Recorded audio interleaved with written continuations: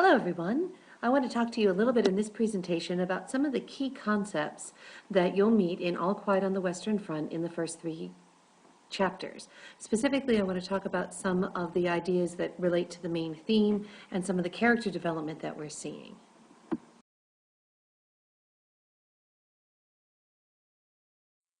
You'll notice that the book starts right in the middle of the action. We don't really know who these people are. We just are told that they're waiting for food, and then we kind of have to piece it together as we go. This is what's known as that en media res, which is that in the middle of things that are happen. And then gradually the reader starts to piece together the backstory.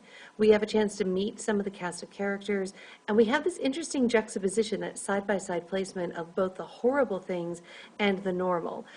Everyone's really excited that there's a lot of food that night and that they get extra rations and extra cigarettes, but then you figure out why. It's because that only 80 men have survived out of the 150 in the company after the last battle. So in the middle of this, terrific thing where about half of your men have died, people are like, oh well, that's too bad, but guess what? We get to eat tonight at least. So it's that mixing together of these really terrible things with these kind of normal moments that they find to celebrate that helps to set the tone for the whole story.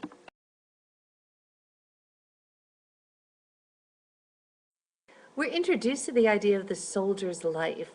The author tells us that the soldier is on friendlier terms than other men with his stomach and intestines.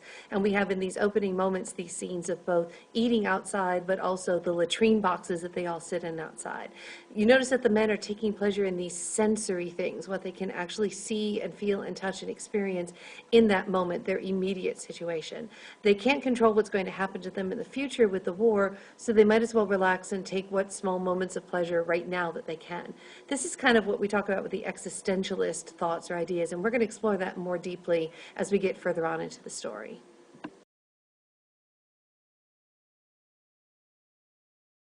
In these opening chapters, we get these really important ideas about the lost generation. And Paul talks to us about his former teacher, who was named Cantorek. But he tells us that there were thousands of Cantoreks. And we get these descriptions of these young boys who are in high school and how they're sort of almost brainwashed by their teachers. And it says, all of whom were convinced they were acting for the best in a way that cost them nothing. Where the teachers told all of the boys, you should sign up, you should join, you should fight for your country, you should be noble, you should be patriotic, you should go be heroes, this is all going to be good for you. But as Paul says, it cost them nothing. And he goes on to say, and that is why they let us down so badly. Said, for us lads of 18, they ought to have been mediators and guides to the world of maturity, the world of work, of duty, of culture, of progress, to the future. We often made fun of them and played jokes on them, but in our hearts, we trusted them. The idea of authority, which they represented, was associated in our minds with a greater insight and a more humane wisdom. But the first death we saw shattered this belief. We had to recognize that our generation was more to be trusted than theirs. So Paul is telling you about how they kind of lost faith in their teachers and their parents, this older generation who have told them, go on out, go fight, it's going to be good, you'll be wonderful. And then, as he says, the first death shattered our belief. And Paul goes on to say, the first bombardment showed us our mistake, and under it the world as they had taught it to us broke in pieces. And that's this idea of this generation that becomes lost.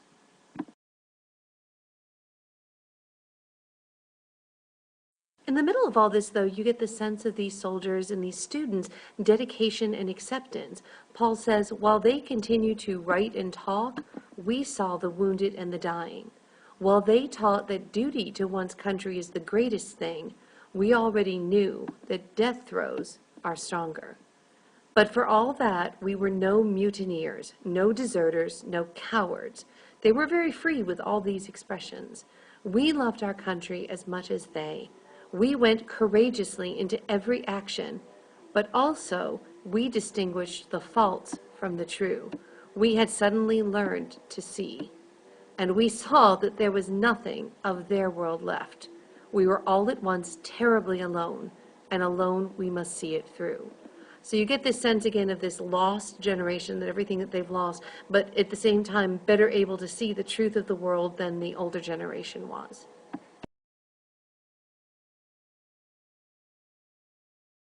These early chapters also set up this contrast between these young boys who were straight out of high school and the older soldiers. It says, "For us young men of 20, everything is extraordinarily vague. For Kropp, Mueller, Lear, and me, all of us whom Kantorek calls the Iron Youth."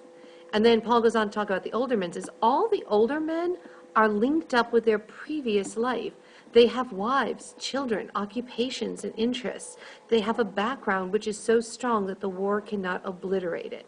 So he's talking about the idea that these older men have already established who they are, what they want in the world, these connections that they have. But he goes on to say, we young men of 20, however, have only our parents and some perhaps a girl. That is not much. For at our age, the influence of parents is at its weakest, and girls have not yet got a hold over us. Besides this, there was little else, some enthusiasm, a few hobbies, and our school.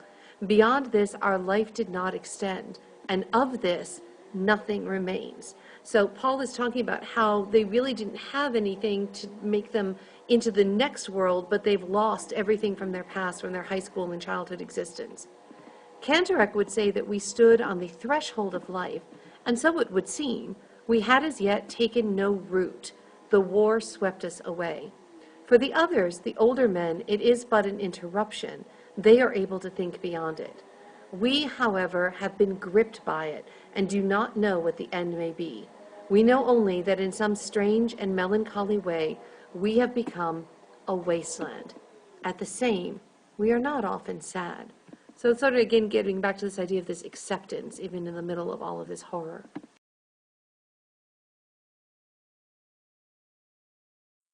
These first three chapters also introduce us to some of the symbolism that we're going to see throughout the novel.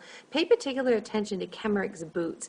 This represents this idea of practicality over sentimentality. They can't change Kemmerich's fate, but they might as well make the best of it. Even before Kemmerich is dead, they notice that his leg has been amputated. He's not going to be able to wear boots.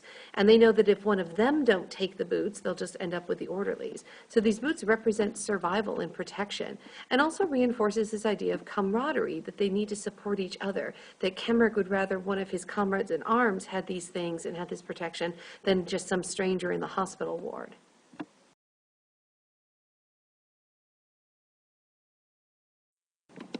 Now, we also get some information in these opening chapters about how these young boys were trained to go out to the war and fight. And we learned that the training to them seemed really meaningless. I mean, you guys complain sometimes about school and how you have to do useless things that don't make any sense to you, but that's very much what happens in the training that they receive to go to war. And the purpose of this training was really designed to break down individuality, to make them work as a group, and to take out any chance that they might question whatever it is that their commanding officers tell them to do. So you're looking at this idea of getting them to work as a group and have unquestioning, immediate obedience, which you can understand how important that would be out in a battle situation. And Paul tells us that we had fancied our task would be different, only to find we were to be trained for heroism as though we were circus ponies. So the boys were expecting, I don't know if it's like your video games, that they were going to be out me giving guns and go shoot stuff and have fun. And instead they're standing there, get up, get down, get up, get down, get up, get down, lie down in the mud, stand up again, lie down in the mud, stand up again. But it really is the stuff that they need. It's seemingly meaningless to them. But as Paul points out later on, this training and this repetitive things that seem to not make any sense to them, said we became hard, suspicious, pitiless, vicious, tough. And that was good, for these attributes were just what we lacked. Had we gone into the trenches without this period of training, most of us would have certainly gone mad. Only thus were we prepared for what awaited us. So even though the training doesn't make sense to them at the time, later on they see how it actually did give them some of the skills that they would need to survive.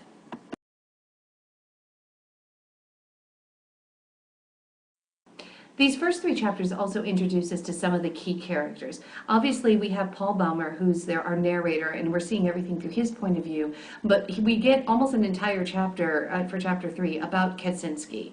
And we learned that Kaczynski, as Paul says, has this kind of sixth sense. He seems to really know people. He always has this tendency to find food, even places where they had no idea that they could find anything. They find the place to shelter. He's kind of able to predict where the danger will be and what the worst situations are and what to avoid. He's a little bit older than they are, not by terribly much, but they all look up and admire him. Even though he's not an officer, he's kind of the unofficial leader of their group. And Kaczynski understands the nature of power. He understands what it is that the officers do. Kaczynski says at one point when they're talking about how badly the officers seem to behave, Kaczynski says, "And if you give a man a little bit of authority, he behaves just the same way. He snaps at it too. The things are precisely the same. In himself, man is essentially a beast, only he butters it over like a slice of bread with a little decorum. The army is based on that. One man must always have power over the other. The mischief is merely that each one has much too much power."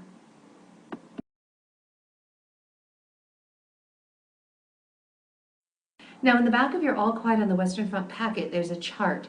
And in these first 3 chapters, we've already met several of them. And what you're going to do a little bit in the next day or two is to start filling that in. You want to note some things about each one of the characters and how the author creates this. We get characterization techniques through direct quotes, through descriptions of what the character does, their reactions to things and personalities. And this is all through the lens of Paul's eyes. He is our first person point of view narrator. So note the theme here that keeps coming up of camaraderie. That is, they are comrades in arms, the friendship and the bond that these men, boys, are gaining through all of these terrible experiences.